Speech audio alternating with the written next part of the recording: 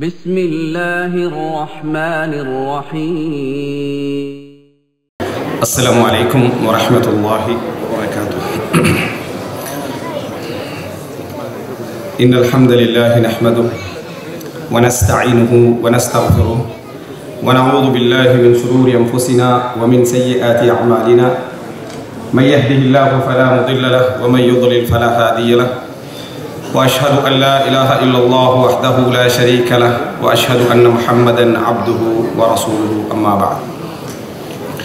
அன்புள்ள சகோதரர்களே, சகோதரிகளே, தாய்மார்களே,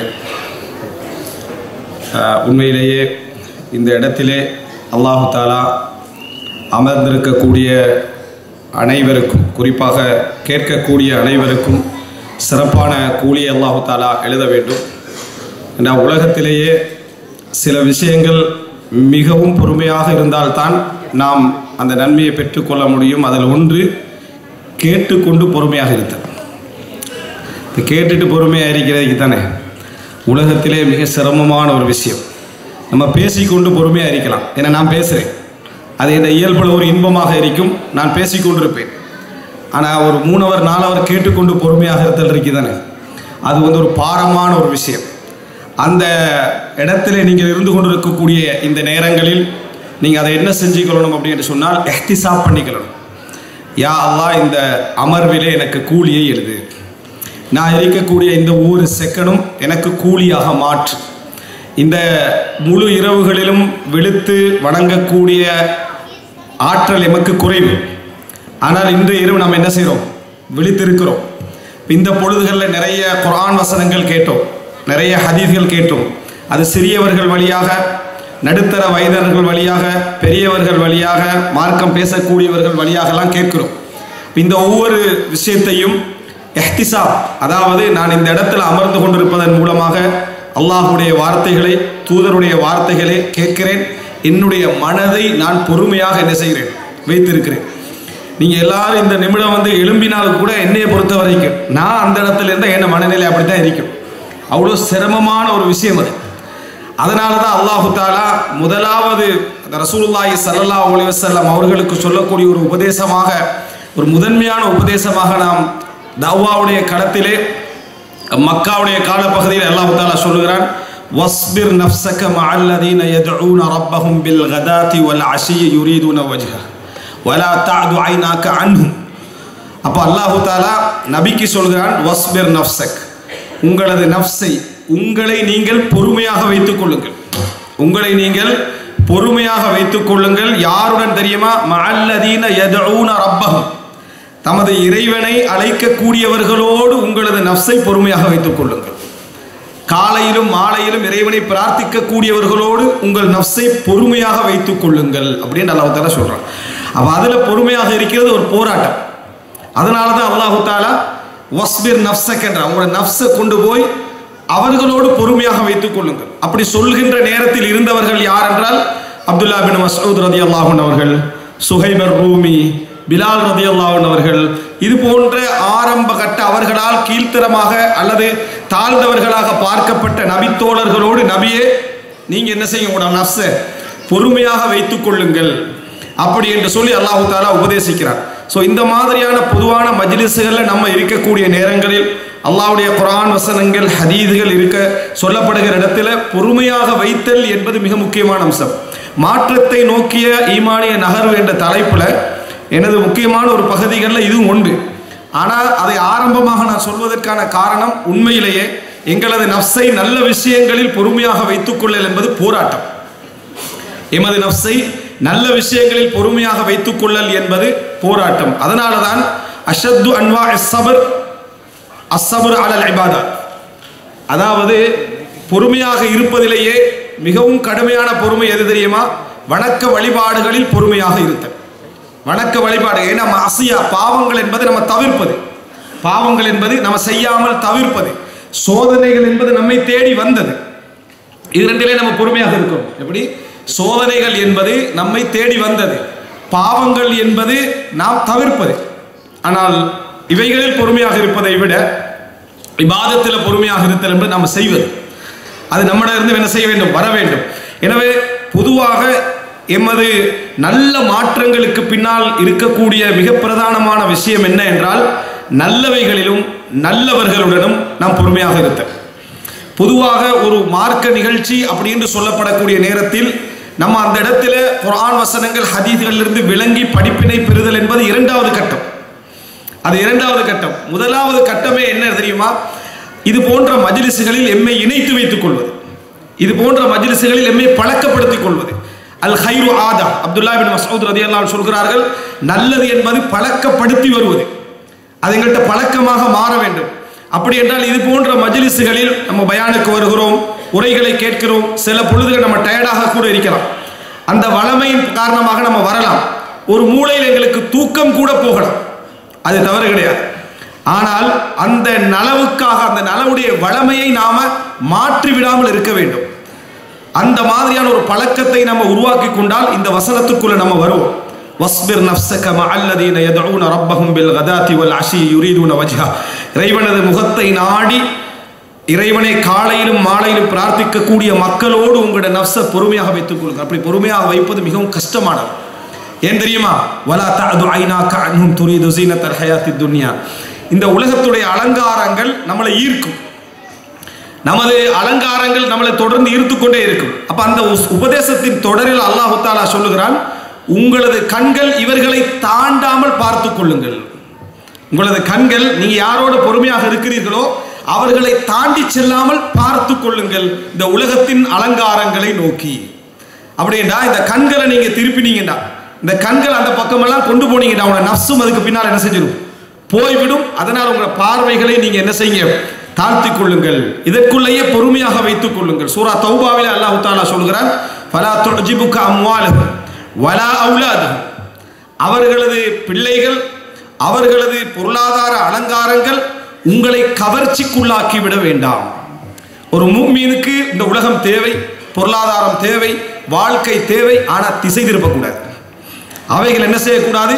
திசை திருப்பி விடக்கூடாது. அதனால தான் அல்லாஹ் தஆலா குர்ஆனிலே சொல்கிறான், சஅஸ்ரிஃபு அன் ஆயாத், என் வசனங்களை விட்டும் நான் அவர்களை திசை திருப்புவேன் என்றான்.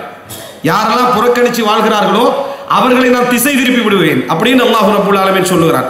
எனவே அல்லாஹ் தஆலா அதாவது இன்னமா யுரீதுல்லாஹு லியுஅذிபஹும் பிஹா ஃபில் ஹயாத்தித் துன்யா, இந்த பொருளாதாரங்கள், இந்த குழந்தைகள், பிள்ளைகள், இவைகளை கொண்டு அல்லாஹ் அவர்களை உலகத்தில் வேதனை செய்ய விரும்புகிறான். எப்படி அது? பொருளாதாரங்கள், இந்த உலக அலங்காரங்களை கொண்டு இந்த உலகத்திலேயே அவர்களுக்கு அதாபை கொடுக்க விரும்புகிறான் என்று அல்லாஹ் தஆலா சொல்லுகிறான். வதஸ்ஹக அன்ஃபுஸுஹும் வஹும் காஃபிரூன், அவர்கள் காஃபிர்களாக இருக்கின்ற நிலையில் அவர்களை விட்டு உயிர்கள் நீங்குவதை அல்லாஹ் விரும்புகிறான். அதனால தான் அல்லாஹ் தஆலா அப்படி அவர்களை திசை திருப்பி வைத்திருப்பதாக அல்லாஹ் தஆலா சொல்கிறான். எனவே அன்புள்ள சகோதரர்களே, மாற்றங்களிலேயே ஒரு மனிதன் ஈமானிய நகர்வை நோக்கி மாற வேண்டும் என்றால் ஏன் எதற்கு என்று கேட்காமல், ஏன் எதற்கு என்று யோசிக்காமல் நல்லதோடும் நல்லவைகளோடும் நம்ம என்ன செய்யணும்? தொடர்பு படுத்திக் கொள்ள வேண்டும், வளமைப்படுத்திக் கொள்ள வேண்டும், உருவாக்கி கொள்ள வேண்டும். ஒரு மனிதர், ஒரு சகோதரர் அவர் மௌத்தாவதற்கு 3 நாளைக்கு முன்னால சுபஹுடைய ஃபஜ்ருடைய அதான் கேட்கிறது, சக்கராத்துக்கு முந்தைய கால நேர பகுதியில் அதான் கேட்கிறது. அவருடைய கைகள்லாம் பேரலைஸ்ட், பாரிசவாதம், பக்கவாதம் அப்படி இருக்கிறாரு. அவரால் பேச முடியாது. அந்த நேரத்தில் ஃபஜ்ருடைய அதான் சவுண்டு கேட்கிறது. அவருடைய கண்களால் கண்ணீர் என்ன செய்யுது? போகிறது. வழிகள் அவருக்கு பெரிதாக தெரியல, அவருடைய நேரங்கள், அவர் படுற கஷ்டங்கள் பெரிதாக தெரியவில்லை, அதுவரைக்கும் அளவும் இல்லை. ஆனால் ஃபஜ்ருடைய அதான் கேட்ட நேரத்தில் அவர் அழுதார். பக்கத்தில் உள்ளவங்க சொன்னாங்க, சுபஹ் தொழுகை ஜமாத்தாக போகாத முதல் நாள் இது வரல. அவர் தஹஜ்ஜுதிலே பள்ளியிலே அன்றாடம் இருக்கக்கூடிய மனிதர், அதான் சொல்லக்கூடிய மனிதர், பள்ளியோடே தொடர்புடைய வாழ்க்கையோடு இருந்த மனிதர். அந்த நேரத்தில் அவருக்கு அந்த ஃபஜ்ருக்கு என்னால் போக முடியவில்லை என்ற அந்த பழக்க உணர்வு அது அவர் என்ன செஞ்சது? அள வைக்கிறது அப்படின்னு சொன்னார்கள். 3 நாளில் மரணித்தார். 3 நாட்களில் மரணித்தார். உமர் இப்னு கத்தாப் ரலியல்லாஹு அன்ஹு அவருடைய செய்தியை இது என்ன செய்து ஞாபகப்படுத்து. மரண நேரத்தில் அவர் எழும்பல, எவ்வளவு சொல்லி எழும்பல. அப்போ அவரிடத்துல சலான்னு சொல்லுங்க, தொழுகை என்று சொல்லுங்க என்ற நேரத்தில் உமர் ரலியல்லாஹு என்ன செஞ்சாங்க? பேசினார்கள். இதெல்லாம் உணர்ந்து பேசுவதல்ல, சிந்தனைக்கு எடுத்து பேசுவதல்ல, எங்கள் நாடி நரம்பு இரத்தங்களில் நல்லவைகள் கலந்த பின்னால் வரக்கூடிய வார்த்தைகள். அது அந்த நல்லவைகள் இணைந்த பின்னால் வரக்கூடிய வார்த்தைகள். அதெல்லாம் பழக்கப்படுத்தல். அதெல்லாம் என்னன்னு சொன்னால் பழக்கப்படுத்தல். எனவே இது போன்ற ஒரு நல்ல ஒரு மாற்றங்களை நோக்கி நகர வேண்டும் நினைக்கக்கூடியவர்கள் வழிகாட்டல் என்ன? என்னென்ன உபதேசங்கள் சொல்லப்படுகின்றன என்பதை கேட்பதெல்லாம் இரண்டாவது அம்சம். நல்ல இடங்களிலும் நல்லவர்களோடும் தொடர்புகளை வைத்துக் கொள்ள வேண்டும். அதற்காக வேண்டி சிரமப்பட வேண்டும். அதற்காக வேண்டி பொறுமையாக இருக்க வேண்டும். சொல்ல போனால் ஓய்வு நேரங்களில் அல்ல, நமது வாழ்க்கையில் அன்றாட அந்த நேரங்களில் இதற்கும் ஒரு நேரம் என்ன செய்ய வேண்டும். வாரத்துக்கு ஒரு நாள், வாரத்துக்கு 2 நாட்கள் இந்த நல்ல தொடர்புகளை நம்ம என்ன செய்ய வேண்டும், வைக்க வேண்டும். அதுதான் ரசூலுல்லாஹி ஸல்லல்லாஹு அலைஹி வஸல்லம் அவர்களுக்கு அல்லாஹு தஆலா குர்ஆனிலே சொல்லக்கூடிய மிகப்பெரிய உபதேசம். நீங்க பார்க்கலாம், குர்ஆன்ல அல்லாஹு தஆலா அல்லாஹ்வுக்காக பொறுமை காத்தல், அதே போல அல்லாஹ்வுடன் பொறுமை காத்தல், அல்லாஹ்வை கொண்டு பொறுமை காத்தல், இது எல்லாமே அல்லாஹு தஆலா சொல்லுகிறான் குர்ஆன்ல. இதெல்லாவற்றையும் அல்லாஹு தஆலா சொல்றான். அப்ப அதாவது இந்த இடத்துல வஸ்பிர் மஆ என்றார், இவர்களோடு பொறுமையாக இருங்கள். இன்னொரு இடத்துல வஸ்பிர் வமா சபருக இல்லா பில்லாஹ், பொறுமையாக இருங்கள், அல்லாஹ்வை கொண்டே அன்றி உங்களுக்கு பொறுமை இல்லை, அல்லாஹ் உங்களுக்கு அந்த பொறுமைக்கான உதவியை தருகிறான் என்று அல்லாஹு தஆலா சொல்கிறான். எனவே முதல் அம்சம், நல்ல இடங்களில் நல்ல மஜ்லிஸ்களில் நல்ல செய்திகளில் அன்றாடம் எமது தொடர்புகளை வைத்துக் கொள்ளல். கெட்ட இடங்களில் கெட்ட செய்திகளில் நம்ம என்ன செய்தல், தூரமாக இருத்தல் என்றுதான் மிக பிரதானமான அம்சம். இமாம் இப்னு தைமியா ரஹிமஹுல்லாஹ் அவர்கள் சொல்லுகிறார்கள், அந்நுஃபூஸ், மனது எப்பொழுதுமே ஒன்று இல்லை என்றால் அந்த இடத்தை இன்னொன்று ரீப்ளேஸ் பண்ணிடும். ஒன்று இல்லை என்றால் அந்த இடத்துக்கு இன்னொன்று கொண்டு வந்து வைத்துவிடும். எனவே ஒரு இடத்துல நம்ம எம்டியாக நல்ல விஷயங்கள் இல்லாமல் வைத்துக் கொண்டிருக்கிறோம் என்றால், அந்த தொடர்பாடல் இல்லாமல் வைத்துக் கொண்டிருக்கிறோம் என்றால் அந்த இடத்துல என்ன நடக்கும்னா இன்னொன்று வந்து என்ன செய்துவிடும், சேர்ந்துவிடும். நல்ல விஷயங்களை நாம மீடியாக்கள் மூலம் கேட்கலாம், பல இடங்களை நம்ம படிக்கலாம். ஆனா இங்க அல்லாஹ் தஆலா அதை சொல்லல. அல்லாஹ் தஆலா நல்ல விஷயங்களை படிப்பதை பற்றி இங்க சொல்லல. வஸ்பிர் நஃப்ஸக மஅல்லதீன, அவர்களோடு பொறுமையாக இருங்கள் அல்லாஹ் தஆலா சொல்கிறான். அர்த்தம் என்ன? அந்த நல்ல விஷயங்களை செய்கின்றவர்களோடு பொறுமையாக இருத்தல், அவர்களோடு இருத்தல், அவர்களோடு தங்குதல், அவர்களோடு உட்காருதல், அதைத்தான் அல்லாஹ் தஆலா சொல்கிறான். அதனால தான் சில மஜ்லிஸ்களிலே அந்த மஜ்லிஸுக்கு வேறு நோக்கத்தோடு வந்து உட்கார்ந்தவர்களுடைய பாவங்களும் என்ன செய்யப்படும், மன்னிக்கப்படும் என்று ரசூலுல்லாஹி ஸல்லல்லாஹு அலைஹி வஸல்லம் அவர்கள் என்ன செய்தார்கள், சொன்னார்கள். இது முதலாவது அம்சம். ஒரு ஈமானிய மாற்றத்தை நோக்கி நகர வேண்டும் என்று நினைக்கக்கூடியவர்கள், நம்ம எவ்வளவு பெரிய பாவிகளாக இருந்து விட்டு போகலாம், நம்ம எவ்வளவு பெரிய தவறு செய்கின்றவர்களாக இருக்கலாம், நம்ம நல்லவர்களிடம் நல்ல செய்திகளிடம் உட்காருகின்ற ஒரு பழக்கத்தை நமக்குள் வளமைப்படுத்தி என்ன செய்ய வேண்டும், அதாவது ஏற்படுத்தி கொள்ள வேண்டும். இது முதல் பிரதானமான அம்சம். இரண்டாவது, அன்புள்ள சகோதரிகளே, எப்பொழுதுமே கேட்டல் என்ற ஒரு பழக்கம் எம்மிடத்தில் இருக்க வேண்டும். கேட்டல் என்ற பழக்கம், அல்லாஹ் தஆலா நல்ல விஷயங்களை கேட்க செய்வது என்பது பெரிய ஒரு நிஅமத். சில வேளை நீங்கள் கேட்க நினைத்திருக்க மாட்டீர்கள், சில வேளை நீங்கள் கேட்க தேடி இருக்க மாட்டீர்கள், சில வேளை நீங்கள் கேட்பதற்கான எந்த முயற்சியும் கூட நீங்கள் எடுத்திருக்க மாட்டீர்கள். ஆனால் உங்கள் உள்ளத்திற்குள்ளே நல்ல உணர்வு இருந்திருக்கும், உங்கள் உள்ளத்திற்குள்ளே ஒரு நல்ல துடிப்பு இருந்திருக்கும். நல்லவைகளை தேடி போய் மஜ்லிஸ்களில் உட்கார்ந்து இருப்பீர்கள், ஆனால் நல்லதை கேட்க வேண்டும், படிக்க வேண்டும் என்ற எண்ணம் இருந்திருக்காது. அல்லாஹு தஆலா உள்ளத்தை பார்க்கிறான். அந்த சலாஹுல் கல்ப் சில பொழுதுகளிலே உங்களுக்கு நல்ல விஷயங்களை கொண்டு வந்து சேர்த்து விடும். அல்லாஹு தஆலா குர்ஆனிலே சொல்லுகின்றான், வலவ் அலிமல்லாஹு ஃபீஹிம் கைரன் லஅஸ்மஅஹும், அல்லாஹு தஆலா அவர்களிலே நல்லதை அறிந்திருந்தால், அவர்கள்ட்ட நல்லது இருக்குது என்று அறிந்திருந்தால் அல்லாஹு தஆலா கேட்க செய்திருப்பான்.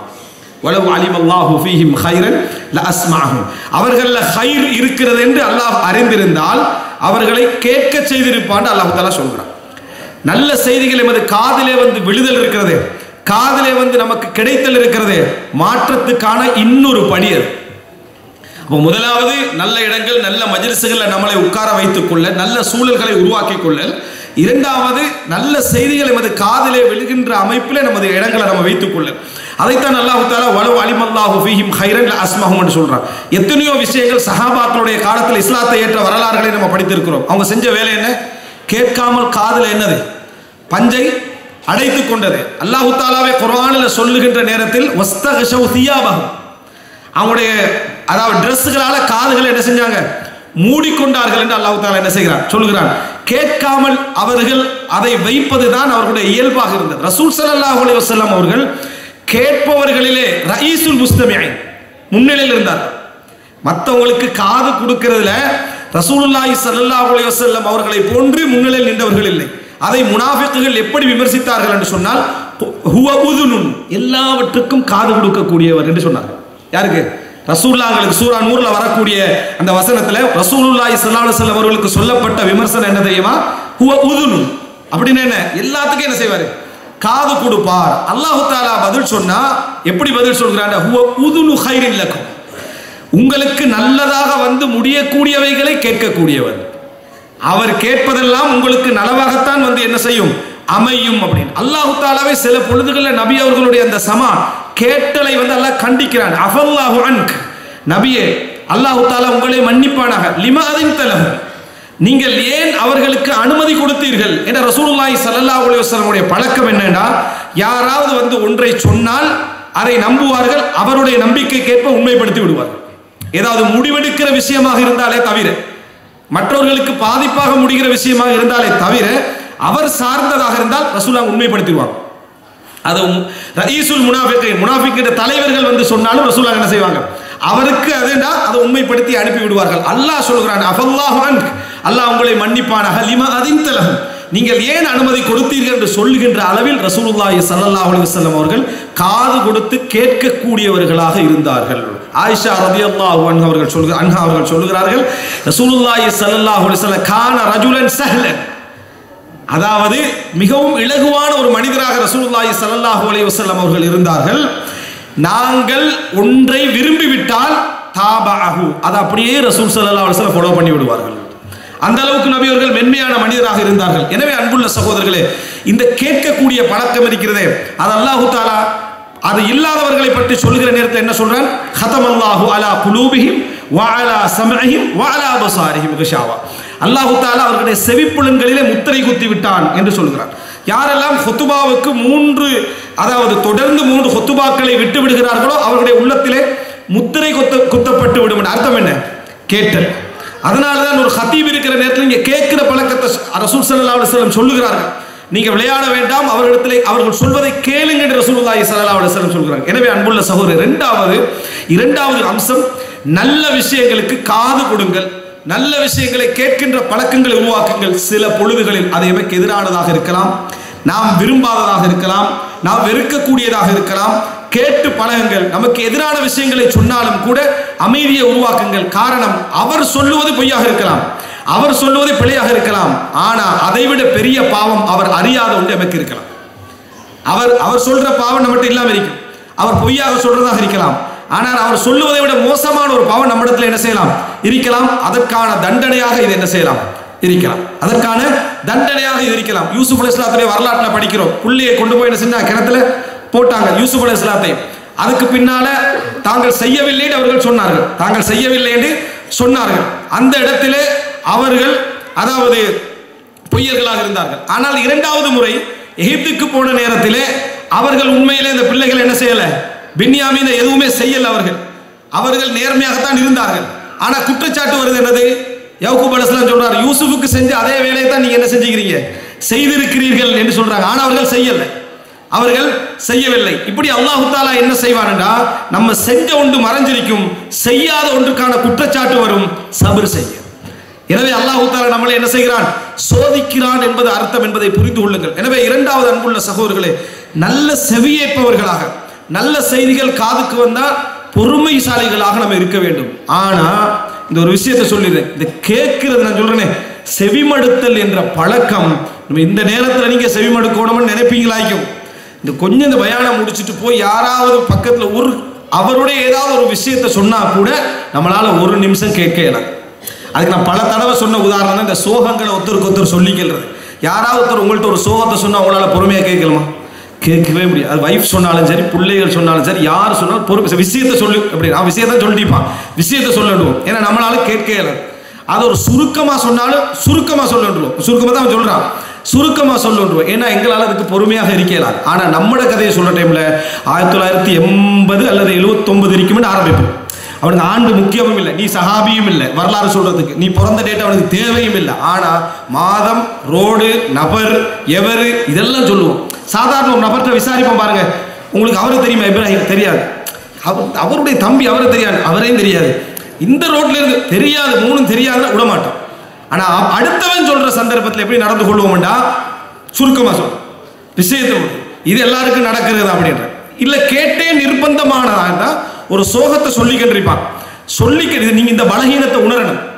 இந்த பலகீனத்தை நீங்க உணர்ந்தீங்க என்று சொன்னா அந்த நேரத்தில் என்ன செஞ்சிருவீங்க, அதை மாற்றிக்கொள்வீர்கள். கேட்டலை நிறைய உருவாக்கும். நீ நினைக்க கூடாது இந்த இடத்துல பேசுவதால் மட்டும்தான் எங்களுக்கு பலன் கிடைக்கும் என்று நினைக்க கூடாது. வீதியில யாரோ போகின்ற ஒரு இடத்துல ஒரு வார்த்தை எங்களை காதை திருத்திடும். பிஷ்ர் ஹாஃபி ரஹிமஹுல்லாவுடைய வரலாறு அப்படித்தான். ஃபுதைல் இப்னு அய்யாத் ரஹிமஹுல்லாவுடைய வரலாறு அப்படித்தான். அப்துல்லா இப்னு மஸ்லமா அல் கஅனபியுடைய வரலாறு அப்படித்தான். நிறைய அறிஞர்களுடைய வரலாறுகள், இமாம் இப்னு ஹஸம் ரஹிமஹுல்லாவுடைய வரலாறு அப்படித்தான். எல்லாமே சின்ன சின்ன செய்திகளால வாழ்க்கையை தலைகீழாக பிறந்தது. மாற்றங்கள் வந்து நம்ம எங்க யாரோ சொல்லக்கூடிய ஒரு வார்த்தையால் நமக்கு உணர்வு வரும்.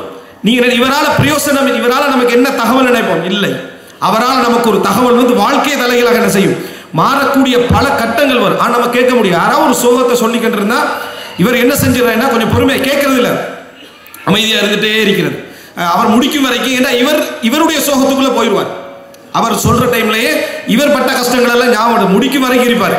அவர் முடிஞ்ச உடனேயே அல்ஹம்துலில்லாஹ் நீங்க சோகங்கள் பட்டுக்கிறீங்க, அதெல்லாம் உண்மைதான், ஆனா நான் ஒரு விஷயம் சொல்றேன் கேளுங்க, டபுள் சோகமாயிடும் அவருக்கு. யாருக்கு? அவர் கேட்டுட்டிப்பாரு. நான் வந்து கிட்டத்தட்ட 1980 இருக்கும் இப்படி ஒரு சம்பவம் நடந்தது. அப்போ இந்த மிடில் ஈஸ்ட்டுக்கு அப்போ நான் ஆரம்பத்தில் வந்து இங்கெல்லாம் ரோடெல்லாம் எதுவுமே என்ன செய்யலாம். அப்போ இருக்கல இந்த நாட்டுடைய அரசாங்க வரலாறுல இருந்து மம்லக்கா உருவான வரலாறுல இருந்து அவரோட சோகம் வர்றதுக்கு முன்னுக்கால அவர் நல்ல கேட்கக்கூடியவராக இருந்தா அவர் சபரா உட்கார்ந்துருப்பார்.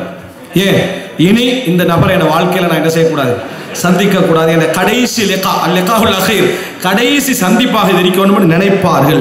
என்ன காரணம்டா, அதான் ஒரு அடுத்தவர் பேசுவதை கேட்பது ஒரு சுமை. அவன் தானே வந்தான் கேட்கறது சொல்றது. அப்ப நீ கேட்க வேண்டியதானே, நீ போகலையா, சபரா இருக்க வேண்டிய சோகம் எல்லாருக்கும் தான் இருக்குது, சோகம் எல்லாருக்கும் தான். அப்ப அவன் உன்னிட்ட எதிர்பார்த்தது என்னன்னா, நீ ஹைரு முஸ்தமியா இருக்கிற இந்த உலகத்திலே மிகப்பெரிய ஆறுதல் நீ விளக்கம் சொல்றதல்ல, சிறப்பா கேட்கிறது.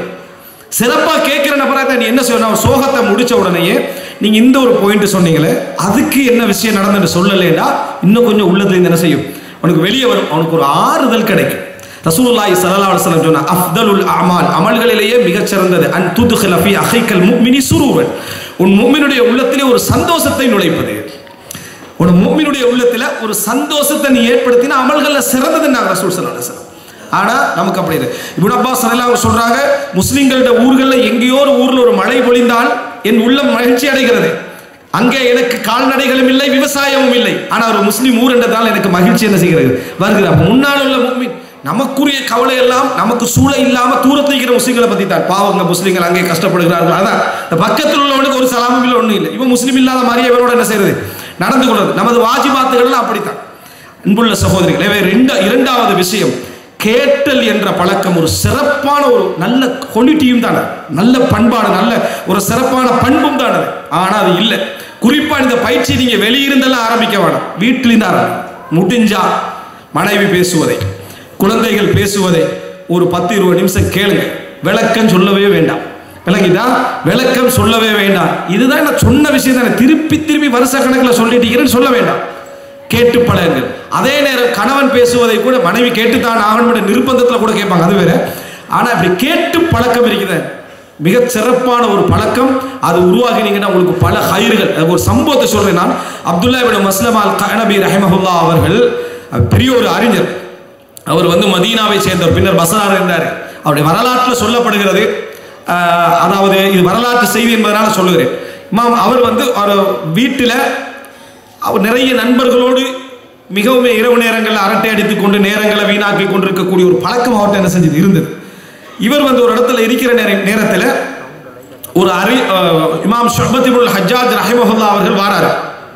மக்கள் பெரும் கிரௌடா அவருக்கு பின்னால போறாங்க. அவர் ஹதீஸ் கலை அறிஞர், 2ஆம் நூற்றாண்டில் நடந்த சம்பவம் இது.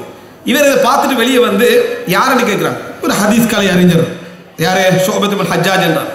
இவர் பக்கத்தில் போறாரு. போய் எனக்கு எனக்கு ஒரு ஹதீஸ் என்ன செய்ய சொல்லுங்க என்றார். ஹதீஸ் அந்த லஸ்தமின் அஸ்ஹாபில் ஹதீஸ், கேட்டவங்களுக்கெல்லாம் சொல்ல மாட்டாங்க, நீங்க ஹதீஸ் படிக்கிற மாணவர் அல்லையே, உங்கள்கிட்ட நான் எப்படி சொல்றது அப்படின்னு சொல்லி ஒரு கத்தி எடுக்கிறார். ஹதீஸ் என்ன செய்யணும், சொல்லித்தான் ஆகணும்னு சொல்றார். அப்ப அவர் சொல்றாரு, ஹத்ததனி மன்சூர் அன் ரிபஇ அன் அபி மஸ்ஊத் இதா லம் தஸ்தஹி ஃபஸ்னா மா ஷிஅத். அதாவது எனக்கு மன்சூர் சொன்னாரு, மன்சூருக்கு ரிபஇ சொன்னார், அவருக்கு அபு மஸ்ஊத் அல் பத்ரி சொன்னார், உனக்கு வெட்கமில்லை என்றால் விரும்பியதை செய்து கொள் என்று ரசூலுல்லாஹி ஸல்லல்லாஹு அலைஹி வஸல்லம் அவர்கள் சொன்னார்கள். அந்த ஹதீஸை அவருக்கு சொல்றார். இந்த ஹதீஸை கேட்ட உடனே அவரோட உள்ளத்திற்குள்ள ஒரு வேதனை. ஹதீஸ் அவர் சொல்லிட்டாரு, ஆனா உபதேசம் என்ன செஞ்சிட்டாரு, பண்ணிட்டார். கத்திய வீசுறார். வீசிய பின்னால போய் மனைவிட்ட சொல்றாரு, இப்போ எனது நண்பர்கள் எல்லாம் வருவார்கள், அவர்களுக்கு இரவு உணவெல்லாம் கொடுத்து நான் இல்லை அப்படி என்று சொல்லி அவர்களை அனுப்பிவிடுங்கள் என்று சொல்லிவிட்டு நேர இமாம் மாலிக் இருக்கக்கூடிய மஜ்லிஸுக்கு போறார், மதீனாவுடைய பள்ளி வாயிலுக்கு. அவர்கிட்ட போய் மஜ்லிஸில் என்ன செய்கிறாரு, உட்காருறாரு. 30 வருஷம் இமாம் மாலிக் அவர்களோடு என்ன செய்தார்கள், இருந்தார்கள். முவத்தா மாலிக்கை அறிவித்த மிக முக்கியமான மாணவர்களில் ஒருவராக மாறினார்கள் அப்துல்லாஹ் இப்னு மஸ்லமா அல் கஅனபி ரஹிமஹுல்லாஹ் அவர்கள். எந்த அளவுக்கு என்று சொன்னால், இமாம் மாலிக் இடத்திலே கேட்கப்படுகிறது, இஸ்மாயில் இப்னு அபி உவைஸ், அப்துல்லா இப்னு மஸ்லமா அல் கஅனபி, இந்த 2 பேரிலும் உங்களுக்கு மிகவும் விருப்பமானவர் யார் என்று சொன்ன நேரத்தில் அப்துல்லா இப்னு மஸ்லமா அல் கஅனபி எனக்கு மிகவும் விருப்பமானவர் என்று சொன்னார். வகான அஹ்ஷா, மிகவும் இறையச்சம் உள்ளவராக அவர் இருந்தார் என்று சொல்றாங்க. அப்போ அவர்கிட்ட கேட்டாங்க, நீங்க ஷோபாட்டிலிருந்து இந்த ஒரு ஹதீஸை மட்டும்தானே அறிவிக்கிறீங்க என்று. காரணம், அவர் மதீனாக்கு வந்த நேரத்தில் தான் இந்த ஹதீஸை கேட்டார். பின்னர் இந்த ஹதீஸ்கள் எல்லாம் படிக்க ஆரம்பிக்கிற நேரத்தில் பசராக்கு போறாரு, இமாம் ஷுபா மரணித்திருந்தார். இமாம் ஷுபா மரணித்திருந்தார்கள். அன்புள்ள சகோதரர்களே, ஒரே ஒருவான் வீதியில போற இடத்துல அவருக்கு சம்பந்தமே இல்லை, சம்பந்தமே இல்லாத நேரத்தில் அவர் எதையோ கேட்க போனது அவரோட வாழ்க்கையில மிக பெரும் மாற்றங்களை என்ன செய்தது, கொண்டு வந்து சேர்த்ததை நம்ம என்ன செய்கிறோம் பார்க்கிறோம். இந்த மாதிரி நீங்க நினைத்து பார்த்தீங்கன்னு சொன்னா, பல முஹம்மது இப்னு முன்கதிர் ரஹிமஹுல்லாஹ்வுடைய வரலாறு, பல அறிஞர்களுடைய வரலாறுகள் சமா ஒரு வார்த்தை.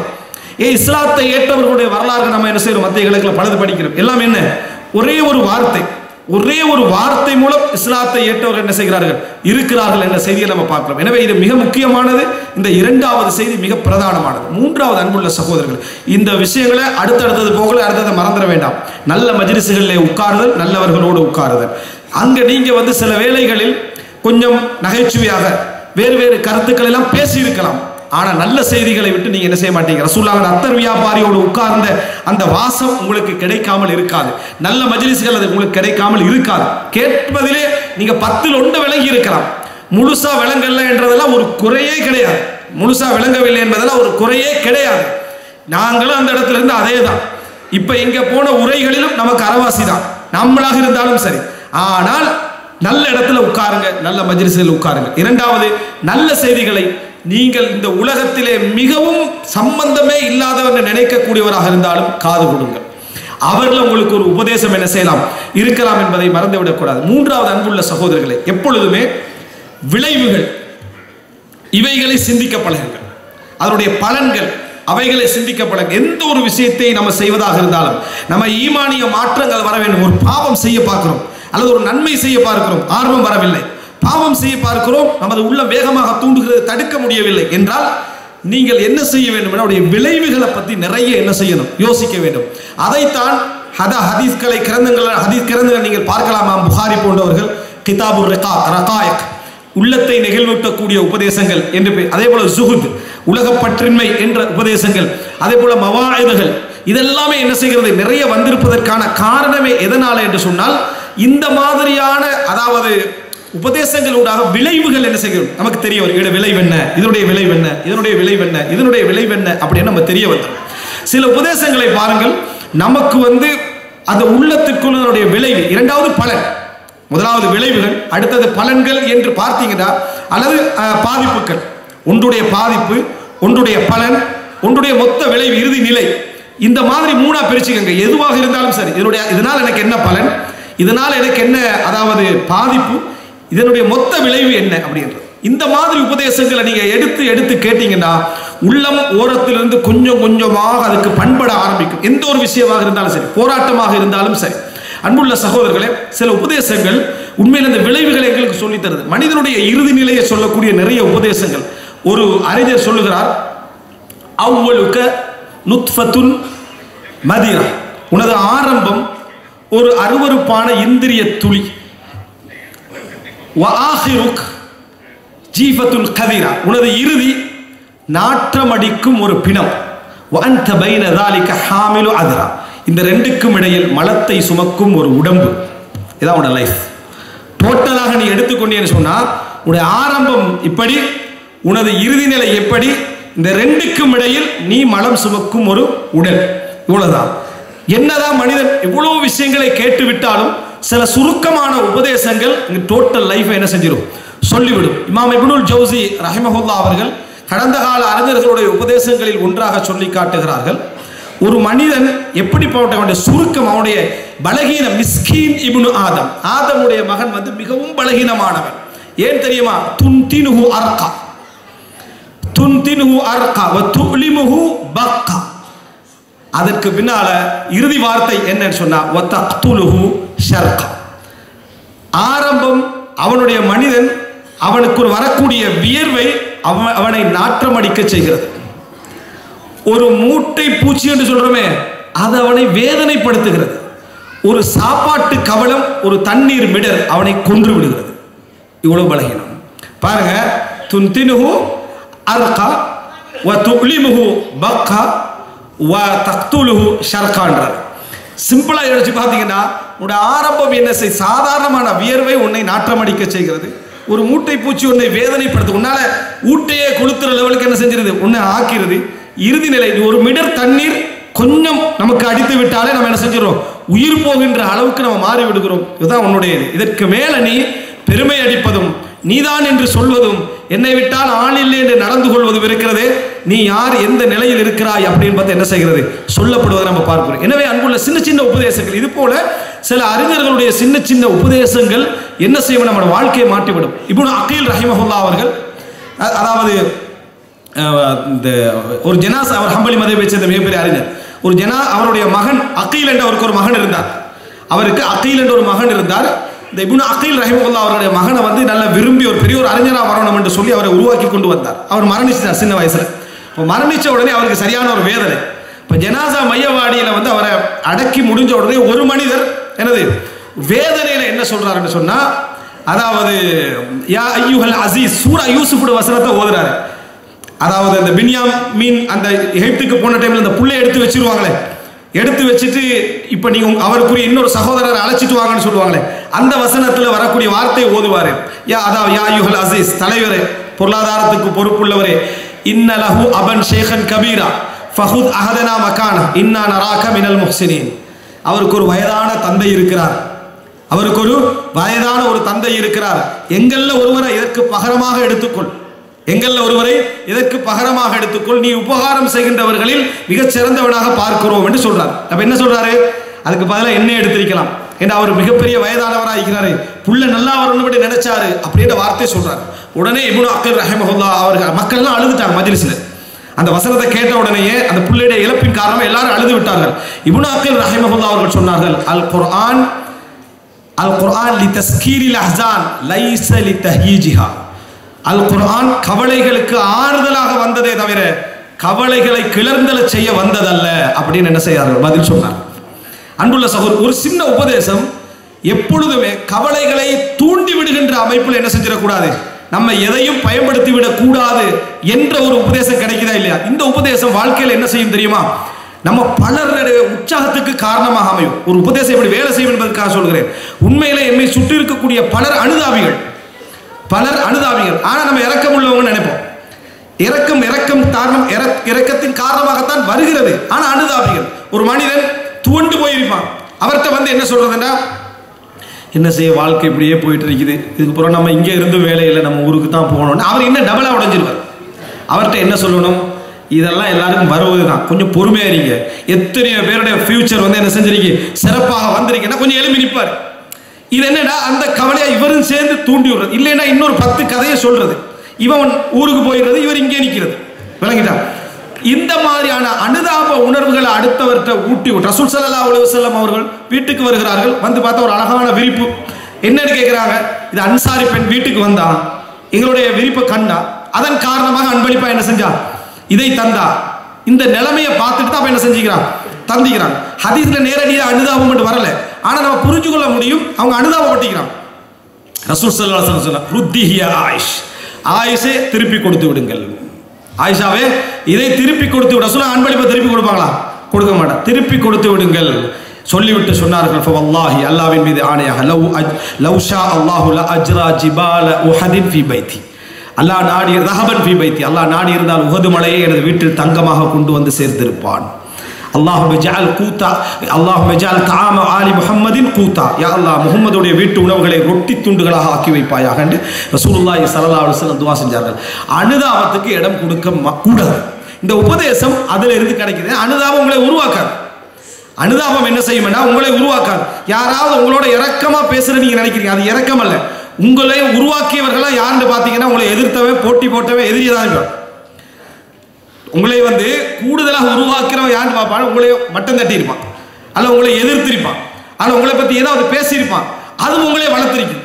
ஆனா உங்களோட இரக்கமா பேசினா நீங்க அழுதே இருப்பீங்க.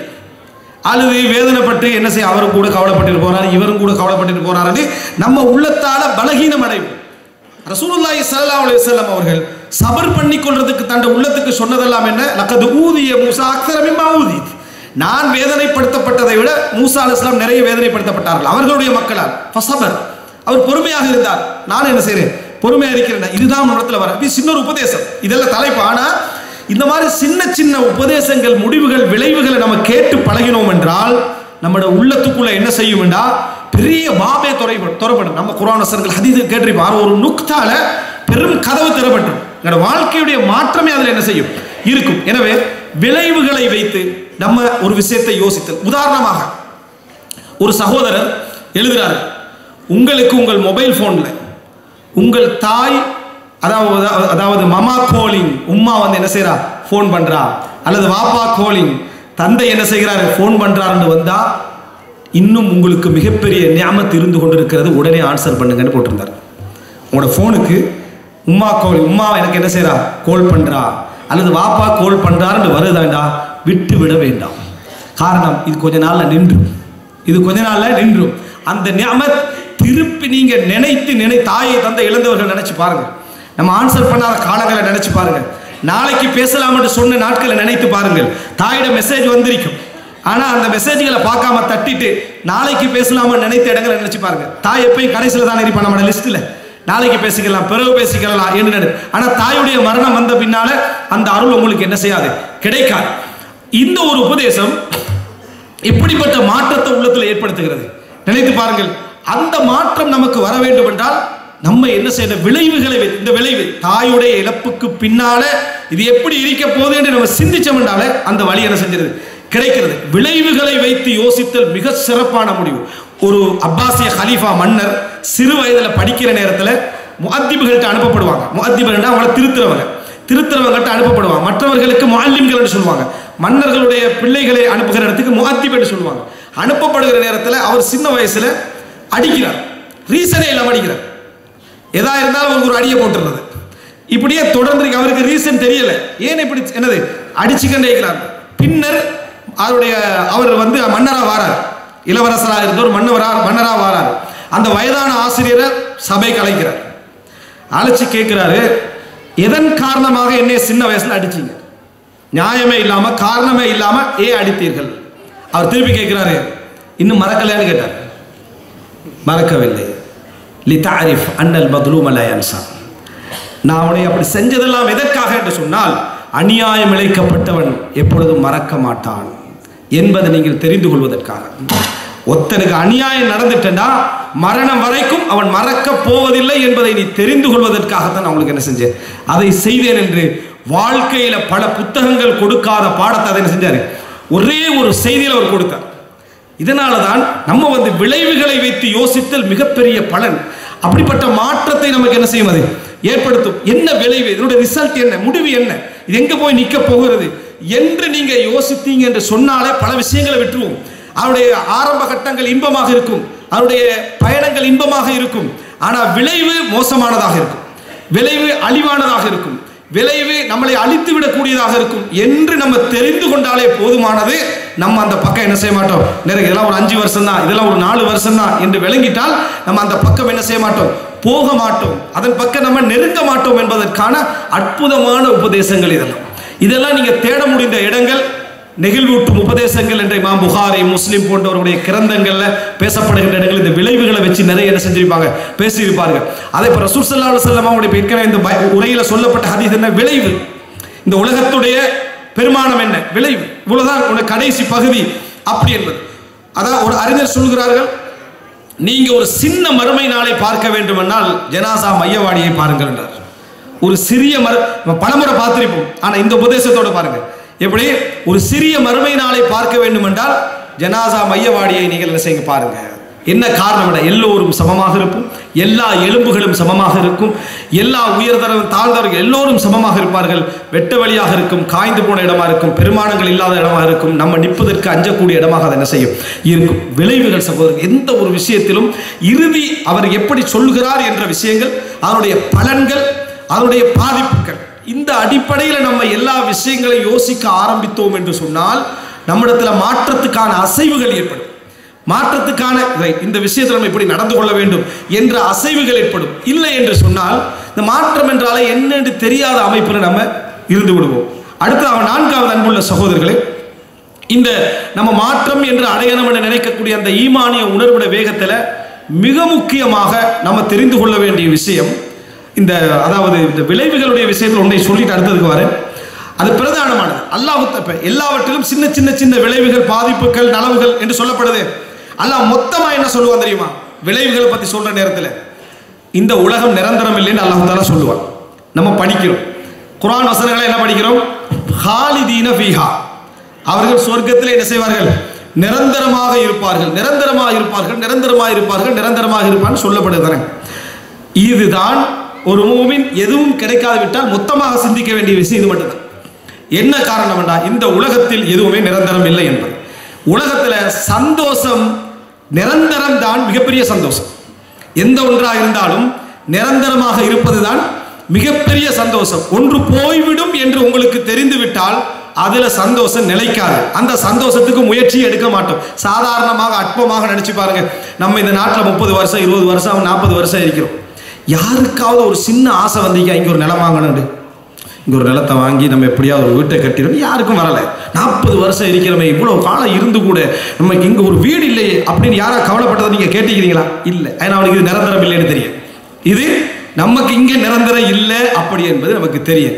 ஆனா ஊர்ல ஒரு வீடு கட்டலையா என்று கேட்டு கவலைப்பட்டவங்க இருக்கிறாங்க. காரணம், இதோட ஒப்பிட்டா அதான் நிரந்தரம், இதோடு ஒப்பிட்டால் அது நிரந்தரம் என்பதனாலதான். நீங்கள் நிறைய கோட்டை கொத்தளங்களை எல்லாம் கட்டுகிறீர்கள், நிரந்தரமாக வாழப் போகின்றவர்கள் போன்று. அங்க செய்யறோம், எங்க அங்க சரி, இங்க பார்த்தா ஏழை பணக்காரர் எல்லாரும் சமம், அங்க போனா தான் ஆள் யாருன்னு என்னது விளங்கும் என்கின்ற அளவில் நமது நிரந்தரம் என்ற பார்வை இருக்கும். இது மனிதன் இயற்கை. ஆதம் அலைஹிஸ்ஸலாத்துக்கு அவ்வளவு பெரிய சொர்க்கத்தை கொடுத்த பிறகு சைத்தான் வழிகெடுத்ததை வச்சு தெரியுமா? இந்த சந்தோஷம் எல்லாம் ஓகே, நிரந்தரம் இல்லை. சைத்தான் சொன்ன உபதேசம் என்ன தெரியுமா? இந்த சந்தோஷம் எல்லாம் ஓகே தான், ஆனா நிரந்தரம் இல்லை. நிரந்தரம் வேணுமெண்டா இந்த மரத்தை சாப்பிடுங்க, இந்த மரத்தை நெருங்க, ஷஜரத்துல் ஹுல்த் வ முல்கின் லா யப்லா. இந்த நிரந்தரத்தை தரக்கூடிய இந்த மரத்தை நீங்கள் சாப்பிடுங்கள். நம்ம எல்லாம் அமல் செய்யற எதுக்காக வேண்டி நிரந்தர சொர்க்கத்துக்கு போகணும். அதுக்காக வேண்டி ஆதம் அலைஹிஸ்ஸலாம் என்ன செஞ்சாரு? அவரும் இந்த பழத்தில் உள்ள ஆசையில வரல, நிரந்தரமா நின்றுலாம் என்றுதான் அவர் என்ன செஞ்சாரு? சாப்பிட்டாங்க. இப்லீஸுக்கு பாருங்க எப்படியான சிந்தனையை தரணும் என்பது தெரியும். நிரந்தரம் என்கின்ற அந்த ஒரு உணர்வை கொடுத்து தான் இப்லீஸ் பல இடங்கள்ல வழிகெடுப்பான். இப்போ எனவே நீங்க எந்த ஒரு விஷயத்துல உங்களுக்கு விளைவுகளை பத்தி தெரியாதா, அடிக்கடி யோசிங்க நிரந்தரத்தை. ஃபஇன்னஹா துதக்கிருக்கும் வல் ஆখিরা. ரசூலுல்லாஹ் மரணத்தை சொல்லி என்ன சொன்னாங்க? உங்களை மறுமை ஞாபகப்படுத்தும் சொன்னாங்க தெரியுமா? அது இதனால தான்.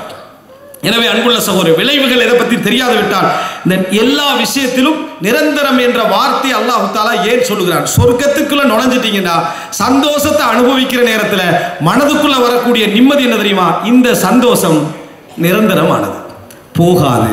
நீங்க எந்த சந்தோஷம் வந்தாலும் முதலாவது வர கவலை என்ன மிஞ்சி போனா 5 வருஷம் அப்படின்றத. ஒரு மொபைல் போன் எடுத்தாலும் மிஞ்சி போனா 4 வருஷம், ஒரு வண்டி எடுத்தாலும் 4 வருஷம் 5 வருஷம், இப்படியே தான் நம்ம என்ன செய்யறோம்? சொல்லிக்கொண்டே இருக்கிறோமே தவிர இந்த நிரந்தரமின்மையை நம்ம சொல்லிக்கொண்டே இருப்போம். எனவே நிரந்தரமின்மை என்பது ஒருவருக்கு சொல்லப்படுகின்ற உபதேசங்களில் மிக உச்சகட்டமான உபதேசம் என்பதை புரிந்து கொள்ள வேண்டும். இறுதியாக அன்புள்ள சகோதரர்களே, எப்பொழுதுமே ஷைத்தானுக்கு ஒரு பாதை இருக்கு, ஷைத்தானுக்கு ஒரு வழி இருக்கிறது. எல்லா விஷயத்திலும் ஷைத்தான் ஹபீர் பிதுலாலில் இன்சான், மனிதனை வழிகெடுப்பதில் ஷைத்தான் மிகப்பெரிய ஞானி. அவன் எப்பொழுதும் நமக்கு அவகாசம் தந்துடுவான். நீங்க நினைச்சிடக்கூடாது ஷைத்தான் நம்மளோட நெருங்கலை. ரமலான் ஆரம்பத்துல எல்லாம் ஷைத்தான் விலங்கிடப்பட்ட மாதிரி தான் எல்லாருமே இருக்கிறோம். அதான் விலங்கிடப்பட்டதை லைவா காண்ற மாதிரி. முதலாம் நாள் 2ஆம் நாள் யாரையாவது ரமலான்ல நெருங்கேல்மா இப்லீஸ்? நெருங்கேல. குர்ஆனை ஓதி முடிச்சுட்டு தௌராத் இன்ஜீல்னு தேடிக்கின்ற அளவுல குர்ஆன் ஓதுறாங்க. நம்ம தௌராத் இன்ஜீல்ல மாற்றப்பட்ட வேதங்கள் இருக்கா குர்ஆன் ஓதுறதுக்கு? அவ்வளவு ஃபாஸ்ட், அவ்வளவு வேகம் குர்ஆன் ஓதல. அப்படியே போற டைம்ல ஒரு ஜுஸு மிஸ் ஆயிடும். கடைசியில் வந்து நின்று இழுத்து 3 நாள் ஓதினா ஒரு ஜுஸு மிஸ் ஆயிடும்.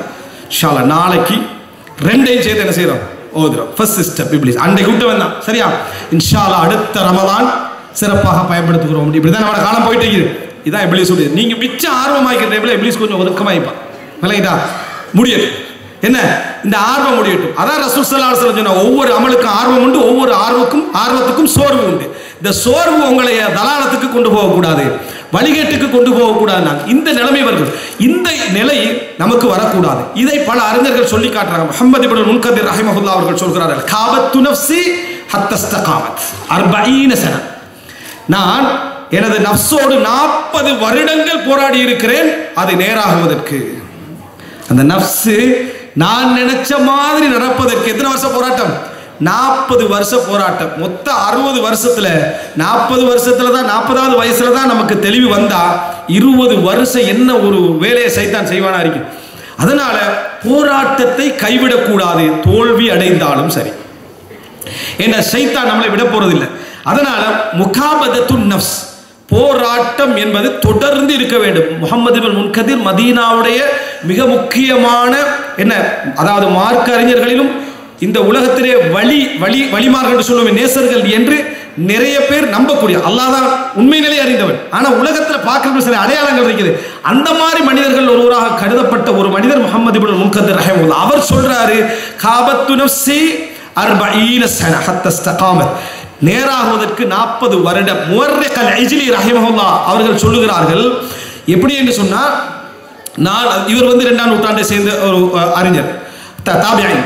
முவர்ரிக் அல்-இஜ்லி ரஹிமஹுல்லாஹ் சொல்கிறார்கள், அதாவது அம்ருன்லி எனக்கு கான அம்ருன்லி குன்து ஃபீ தலபிஹி 20 சன, எனக்கு ஒரு விஷயம் 20 வருஷமான முயற்சி எடுத்துக்கொண்டே இருக்கிறேன், இன்று வரைக்கும் முழுமையாக நான் என்ன செய்யல, அதில் வெற்றி பெறவில்லை என்று முவர்ரிக் அல்-இஜ்லி ரஹிமஹுல்லாஹ் சொல்றாங்க. என்ன என்று கேட்டதற்கு, அஸ்ஸம்து அம்மா லா யானினி, எனக்கு சம்பந்தம் இல்லாத விஷயத்தில் மௌனமாக இருப்பதற்கு. எனக்கு சம்பந்தம் இல்லாத விஷயத்தில் மௌனமாக இருப்பதற்கு எத்தனை வருஷமா நான் முயற்சி எடுக்கிறேன்? 20 வருஷமா முயற்சி எடுக்கிறேன். இப்போ நீங்க உங்களுக்கு எல்லாம் நினைவு, நம்மளும் அப்போ 20-25 வருஷம் இப்படி முயற்சி எடுக்கத்தானே செய்யறோம். முவர்ரிக் அல்-இஜ்லி முஹம்மது இப்னு முன்கதிர் மாதிரி தானே நம்மளாம் நினைக்கிறோம். வந்து சைத்தான் அதிலே வந்துடுவான். இப்லீஸ் கூட்டிட்டு போற பாதை சாதாரணமானதில்லை. டக்குன்னு எந்த இடத்துல ஏத்தனமே ஏற்றிட்டு போய்கிட்டே இருப்பான். சரியா? முவர்ரிக் அல்-இஜ்லி ரஹிமஹுல்லாஹ் மாதிரி தான் நம்மளும், முஹம்மது இப்னு முன்கதிர் மாதிரி தான் நம்மளும் இல்லை. நம்ம கொஞ்சம் தான் முயற்சி எடுத்துப்போம். அது போற லிஸ்ட்ல வருஷம் ஞாபகம் இருக்கும். எப்படி லிஸ்ட்ல வருஷம் ஞாபகம் இருக்குமே தவிர முயற்சி தேடி எடுத்திருப்போமான்னு கேட்டா இல்லை.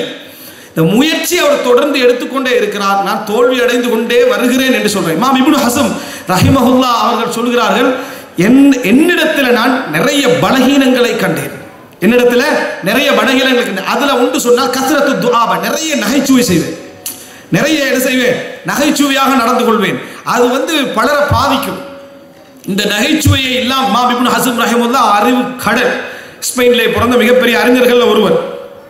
இவர் தன்னை மாற்றிக்கொள்வதற்கு எடுத்த முயற்சியில் நான் வெற்றி பெற்றேன் கொஞ்சம் தான்றார். எதுல வெற்றி பெற்றேன்டா, அடுத்தவரை பாதிப்படையக்கூடிய நகைச்சுவையை செய்யாம நான் என்ன செஞ்சேன்? வெற்றி பெற்றேன்.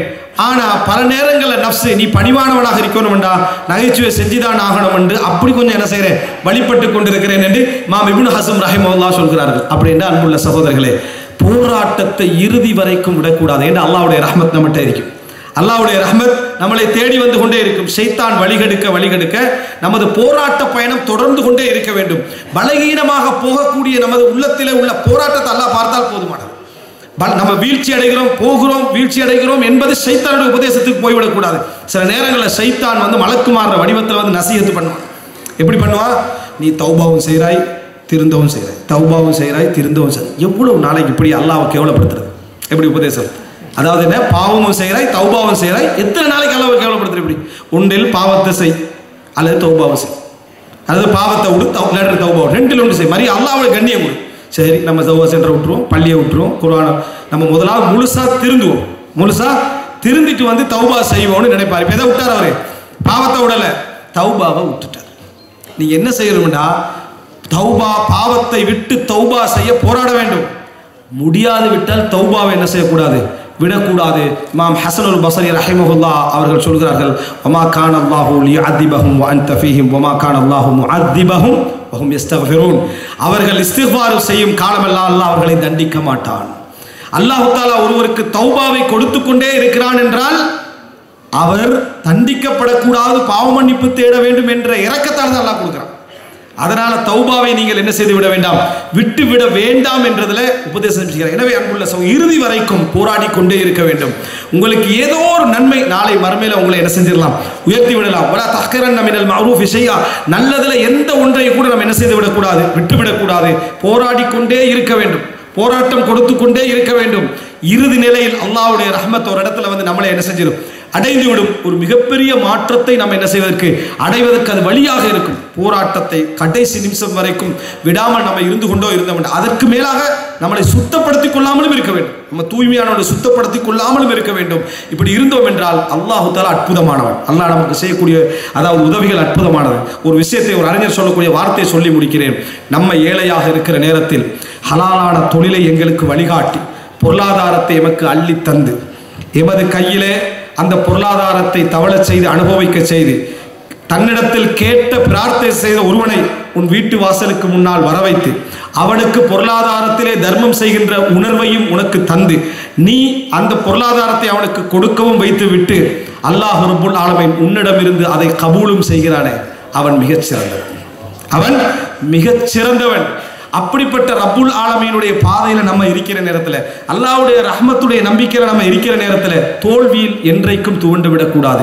இமாம் ஷாஃபி ரஹிமஹுல்லாஹ் சொல்கிறார்கள், நான் அல்லாஹ்வுக்கு நன்றி செலுத்துகிறேன் என்றால் அதற்கு ஒரு முறை நன்றி செலுத்த வேண்டும் நான், காரணம் அந்த உணர்வை தந்ததற்காக என்று இமாம் ஷாஃபி ரஹிமஹுல்லாஹ் சொல்கிறார்கள். எனவே அன்புள்ள சகோதரர்களே, இந்த விஷயங்களை எல்லாம் நாம் வாழ்க்கையில புரிந்து மாற்றங்கள் என்ற பயணத்தில் மிக பிரதானமானது நல்லது, நல்லவர்கள், நல்ல மஜ்லிஸ்களில் எம்மை நம்ம விஷயம் விளங்கினோமோ இல்லையோ நம்ம அந்த இடத்துல நம்மளை பழக்கப்படுத்திக் கொள்வது அதாவது நம்மளை வளமைப்படுத்திக் கொள்வது மிக முக்கியமானது.